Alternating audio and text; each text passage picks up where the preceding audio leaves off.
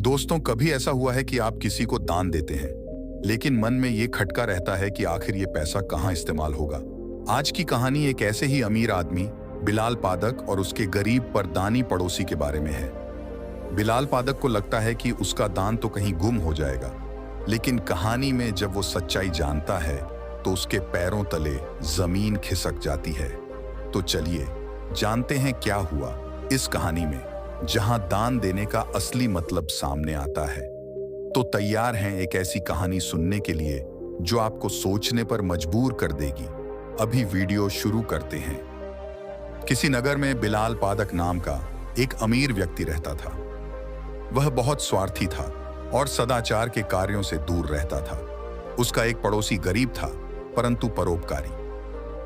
एक बार पड़ोसी ने भगवान बुद्ध और उनके शिष्यों को अपने घर भोजन के लिए आमंत्रित किया। उसने यह भी सोचा कि इस महान अवसर पर अधिक से अधिक लोगों को भोजन पर बुलाना चाहिए।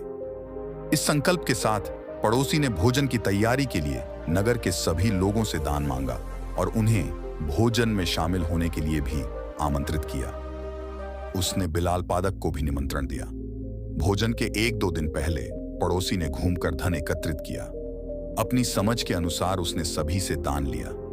जब बिलाल पादक ने अपने पड़ोसी को घर घर जाकर दान मांगते देखा तो उसने मन ही मन सोचा, यह आदमी खुद का पेट भी नहीं पाल सकता, फिर भी इतने बड़े भिक्षु संघ और नगर के सभी लोगों को भोजन पर बुला लिया है। अब इसे घर घर जाकर भिक्षा मांगनी पड़ रही है। ये मेरे घर भी याचना करने आएगा ही होगा। जब पड़ोसी बिलाल पादक के द्वार पर दान मांगने आया तो बिलाल पादक ने उसे थोड़ा सा नमक, शहद और घी दे दिया। पड़ोसी ने प्रसन्नता पूर्वक बिलाल पादक से दान स्वीकार कर लिया, परंतु उसने उसे अन्य व्यक्तियों के दान में नहीं मिलाया, बल्कि अलग से रख दिया। यह देखकर बिलाल पादक को बहुत आश्चर्य हुआ कि उसका दान सभी के दान से अलग क्यों रख दिया गया। उसे यह लगा कि पड़ोसी ने सभी लोगों के सामने उसे अपमानित करने के लिए ऐसा किया है, ताकि सभी यह देख सकें कि इतने धनी व्यक्ति ने कितना कम दान दिया है। बिलाल पादक ने अपने नौकर को पड़ोसी के घर जाकर इस बात का पता लगाने के लिए भेजा। नौकर ने लौटकर बिलाल पादक को बताया कि पड़ोसी ने बिलाल पादक के दान में थोड़ा थोड़ा चावल, सब्जी और फल आदि मिलाकर उसे भोजन में शामिल कर दिया है। यह जानकर भी बिलाल पादक के मन से जिज्ञासा नहीं गई और उसे अभी भी पड़ोसी की नीयत पर संदेह था। वह भोजन के दिन प्रातः अपने वस्त्रों के भीतर एक छिपा हुआ चाकू ले गया था, ताकि यदि पड़ोसी द्वारा रची गई कोई षड्यंत्र हो तो वह उसे मार सके। वहां जाने पर उसने पड़ोसी को भगवान बुद्ध से यह कहते हुए सुना, भगवान, इस भोज के लिए जो भी धन का संग्रह किया गया है वह मैंने नगर के सभी निवासियों से दान में प्राप्त किया है। कम हो या अधिक, सभी ने पूर्ण श्रद्धा और उदारता से दान दिया है, अतः सभी के दान का मूल्य समान है। पड़ोसी के ये शब्द सुनकर बिलाल पादक को अपने विचारों की तुच्छता का बोध हुआ और उसने अपनी गलतियों के लिए सभी के समक्ष पड़ोसी से क्षमा मांगी। बिलाल पादक के पश्चात्तापूर्ण वचनों को सुनकर बुद्ध ने वहां उपस्थित समस्त सदस्यों से कहा, तुम्हारे द्वारा किया गया सुकर्म भले ही कितना ही छोटा हो, पर उसे तुच्छ मत समझो। छोटे छोटे सुकर्म एकत्र होकर ही भविष्य में विशाल रूप धारण कर लेते हैं।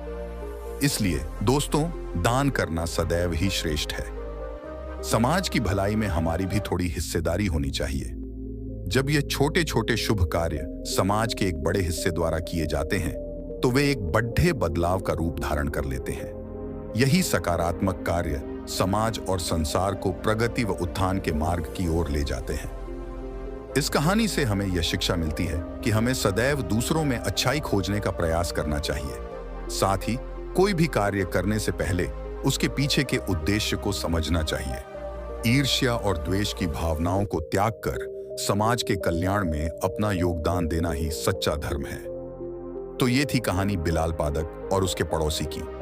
इस कहानी से हमें यह सीख मिलती है कि कभी भी दूसरों पर शक नहीं करना चाहिए। दान का असली मजा तभी है जब आप खुले दिल से देते हैं। अगर आपको ये वीडियो पसंद आया तो इसे जरूर लाइक करें और कमेंट में बताएं कि आपको ये कहानी कैसी लगी। अपने दोस्तों के साथ भी ये वीडियो शेयर करें ताकि वो भी दान के असली मतलब को समझ सकें। हमारे चैनल को सब्सक्राइब करना ना भूलें ताकि आप ऐसे ही दिलचस्प वीडियो से हर हफ्ते रूबरू हो सकें।